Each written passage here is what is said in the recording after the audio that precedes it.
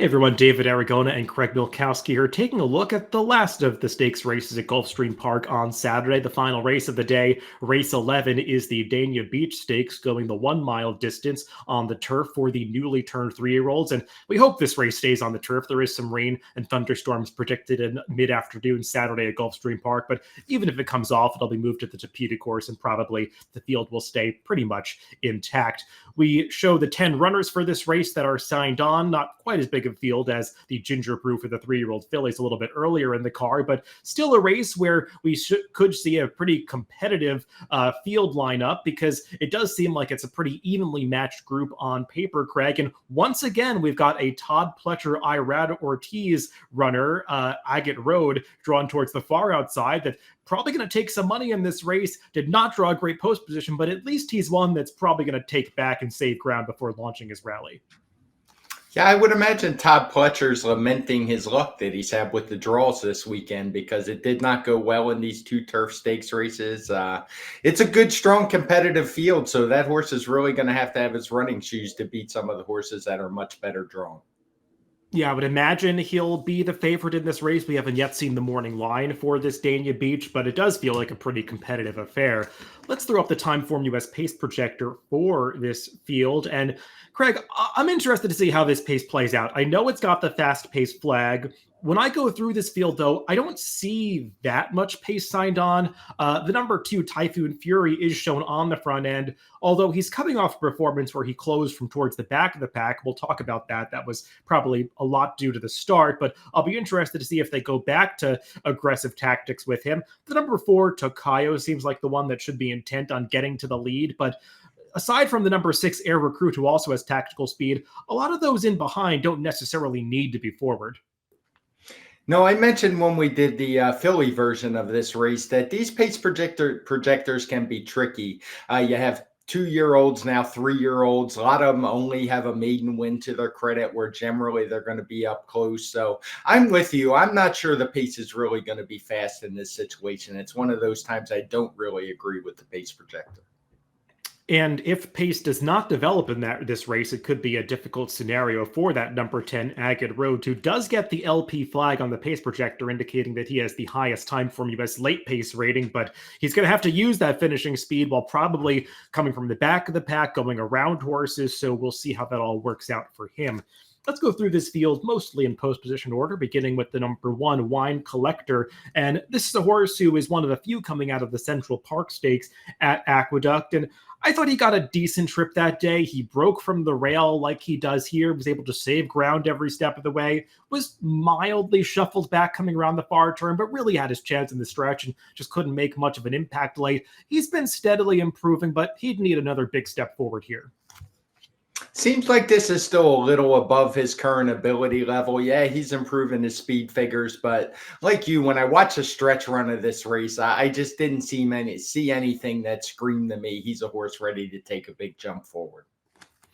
Another horse coming out of the Central Park Stakes who had more success that day is the number 2, Typhoon Fury, and he ran well despite a pretty poor start. He was bumped soundly at the break of this race and was taken up towards the back of the pack, a horse who probably wanted to get forward position given the fact that he had shown tactical speed going 6 furlongs in his prior 2 starts, but Javier Castellano, who was aboard him that day, was forced to adapt to a new running style, and the horse actually did it pretty well, showing some versatility to make a wide run from off the pace. He really didn't ever save any ground after breaking from the inside and going wide into the clubhouse turn. Made a good late run to get up for third, probably hung just a little bit at the end, but had a right to do so after making up all that ground following a poor start. I think this guy is moving in the right direction, Craig, and I wouldn't be surprised if he's more forwardly placed this time.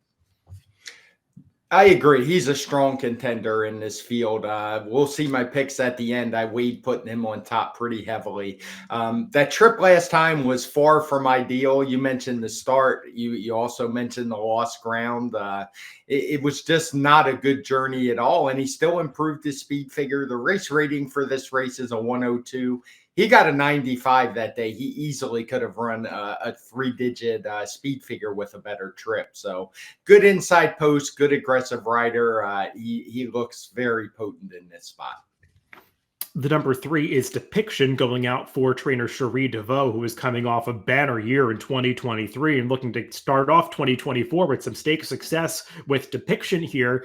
He ran last time out in the Grade 2 Bourbon Stakes back in early October. That was a prep for the Breeders' Cup. He did not quite qualify for that race, and I thought he got a decent trip. He was in the 2-path most of the way. Some others had a lot of trouble at the stretch. He was able to avoid most of that, just had to briefly alter course towards the end.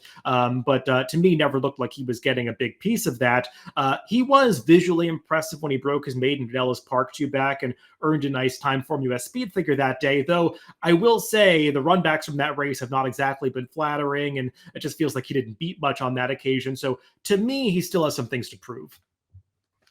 He does have some things to prove. I'm a little more forgiving of that last race than you are. I agree. He didn't have a ton of trouble in there, but it just looked to me like he wasn't all that comfortable in traffic. And once he got clear late that last furlong, he was really finishing off the race. So I expect a better race from him this day. More looking like his maiden win than the Bourbon Stakes, which was a much better race than this win. We can look at the race ratings, but you have to remember that race was in early October. We're now in the January, so we would expect some improvement.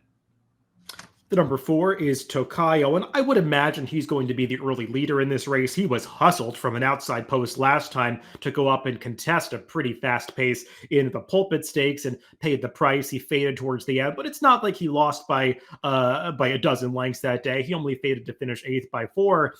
That was a race that featured a blanket finish, so make what you will of the quality of that race. He has been improving from a speed figure standpoint, like his stablemate Wine Collector, who goes out for the same connections and has a complementary running style to that foe. I just feel like he's a horse that maybe lacks the upside of some others, now making the 11th start of his career. So some others were a little more appealing to me.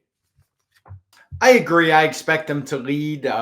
He didn't handle pressure well last time. I don't think he's going to get away with an easy lead like we saw in his previous turf starts when he ran well. Dangerous if he's able to get clear. I just don't see that happening.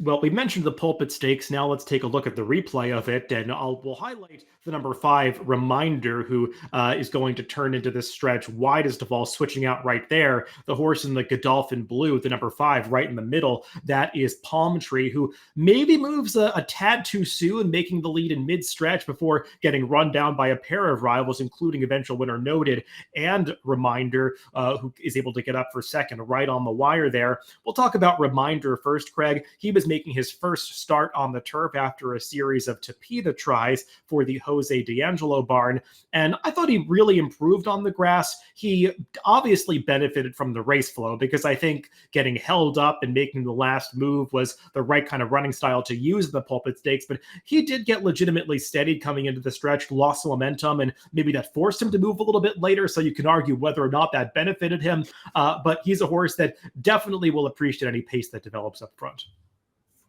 For sure. And that 98 speed figure he ran fits well in here. Maybe he can get a similar pace scenario, and maybe he doesn't need it. It's not like he didn't show some good tactical speed in earlier races on the synthetic. And, if the pace isn't quite as fast, there's no reason he couldn't be closer up. So I think he'll run well in this spot. Yeah, I think the big problem with him is he was 26-1 last time trying the turf for the first time, and he figures to be a fraction of that price today, so it's not like he's going to vie for favoritism in this race. Another horse coming out of the Pulpit is the number 7 Palm Tree, who was that horse that briefly led at about the 16th pole before getting run down at the end of that race. Now, we talked about Depiction coming out of the Bourbon. Palm Tree, I think, is one of the horses that really did have some legitimate stretch trouble in the Bourbon, but it's sort of a tale of two trips, because Palm Tree got a great trip coming to the quarter pole that day. He saved ground, got to ride the rail the entire way. It was just when they tried to peel him out in the stretch, he couldn't really find a clear path, and then really got stymied in the final 16th of a mile. So you can give him a bit of an excuse that day. And then last time in the Pulpit, it's not like he was so against the pace scenario, because he was another one that was towards the back early, and that was a race where the horses that were last, second to last, and third to last were first, second, and third across the wire. So it really did just invert, and I think it got run down by a pair of horses that were moving in tandem with him. He needs to take a slight step forward, Craig, but I understand the argument that the trips have not quite been ideal. I would agree with that. What concerns me a little is he ran that 104 speed figure at Kentucky Downs. Hasn't really taken a step forward since then. Seems like an earlier developer, and I'm always a little leery of these horses because they tend to take more money than they probably should based on those early speed figures. The number 6 is Air Recruit, and we will take a look at his last victory two back when he was a dominant winner of the Laurel Futurity against overmatched competition. He wasn't really facing much on this day, but won it the way that you're supposed to when you are the best horse in the race, drawing off to win by nearly 6 lengths. Got a good turf course this day, and there definitely was given the ground, and he clearly didn't have any trouble handling it. But I like that he stayed in attendance to a fast pace and was still able to draw off at the end. Last time out in the Breeders' Cup Juvenile Turf, Craig, none of those fractions are color-coded in red, but you can see from the pace figure line, they were moving up front for the 1/4 mile, and he was aggressively ridden by Luis Saez to make the lead over My Boy Prince, the horse that I think a lot of us expected to be in front that day, and Air Recruit was just intent under Luis Saez on getting to the lead, and I'm not sure that that's his ideal running style. He sort of got a little tired at the end, but also was facing a pretty good group, including some European invaders that day, so I'm not going to hold it against him. He earned a speed figure that arguably makes him the horse to beat in this spot, and now getting the rider switch to Junior Alvarado, I expect him to sit back in second or third early, and I don't know if this pace is going to be that fast, so I can envision him working out the right trip.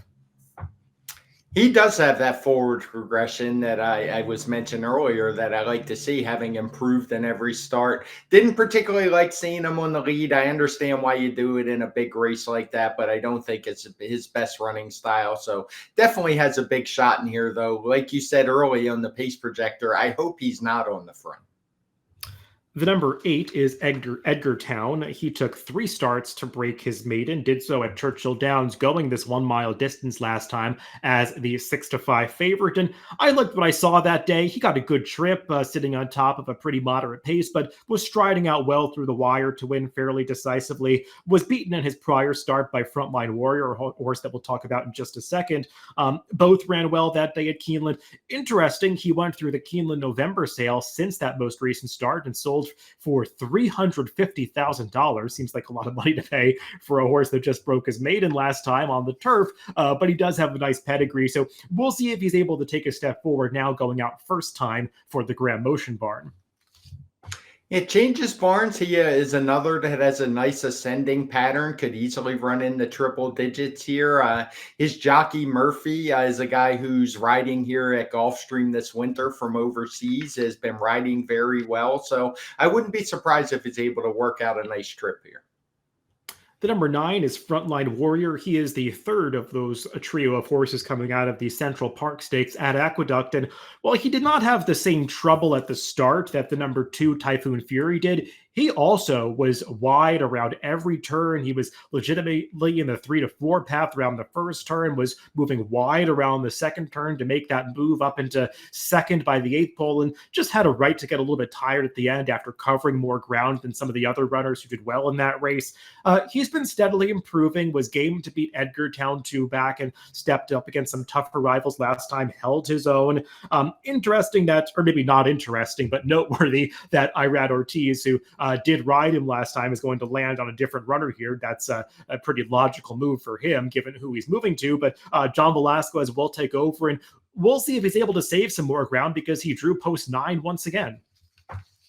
And another horse who is progressing forwardly each time, as you like to see from these young horses. So he's yet another in what's just a very deep, contentious field that I won't be surprised at all if he runs a triple-digit time form US speed figure and is right there at the finish. And then rounding out the field is the horse drawn on the outside for the Todd Pletcher barn, the number 10 Agate Road. A horse who turned a lot of heads this summer at Saratoga, making that big eye-catching move to break his maiden. Similar situation here that we're looking at in the Pilgrim when he earned his Grade 2 stakes victory, making this big stretch bid to get up and beat Spirit Prince, among others. I note Spirit Prince because he's the horse that won the Central Park Stakes, who beat a few horses that are also in this field. Agate Road, I thought, was just mildly disappointing in the Breeders' Cup Juvenile Turf last time. He was far back in the early stages, as he was expected expected to be. Got mildly shuffled just for a split second on the far turn, but ultimately saved some ground and had a chance in the stretch and just couldn't really pick up at the rate that others did. Stayed on mildly for fifth that day, Craig, and ran a respectable speed figure. I just worry a little bit about his running style in the post position, given the fact that I'm not so convinced that this pace is really going to develop for a closer. He was a horse, I know when we talked about the Breeders' Cup, we both thought he was probably better than that 92 speed figure that he got in the Pilgrim. He did improve it, but was nowhere near good enough in the Breeders' Cup juvenile turf. It's a big step down in class, but he's going to be a short price, as you mentioned, with the connections. And I'm leery of that far outside post. I don't think there's going to be as much pace as the pace projector indicates. So he certainly can win, but I think he's going to be a prohibitive underlay in this spot. Well, let's throw up our picks for this Dania Beach Stakes, and we're going in slightly different directions here, Craig, though it seems like we both toyed with putting the number 2 Typhoon Fury on top. I think we each respect that George Weaver tradie, but for your top pick, you're going to go with the number 3 Depiction, who is going out for the dangerous Cherie DeVaux barn. Yeah, I was really torn on those top two. I actually had the 2 on top right before I sent it in. It was basically a 55-45 call. They're both horses who I think are better than what their last race show. And I like the good inside post positions. And I think that's really important at Gulfstream. And I put the number 6 Air Recruit on top of the horses coming out of that Breeders' Cup juvenile turf. I just thought he had to do some more work on the front end that day. Probably not his best running style, but at least he's been showing that progression since stretching out in distance on the grass. And I think he's going to get the right kind of stalking trip in this race. So the number 6 Air Recruit for me and the number 3 Depiction for Craig in the Dania Beach Stakes, the final race of the day, race 11 at Gulfstream Park on Saturday. Good luck if you're playing the races this weekend.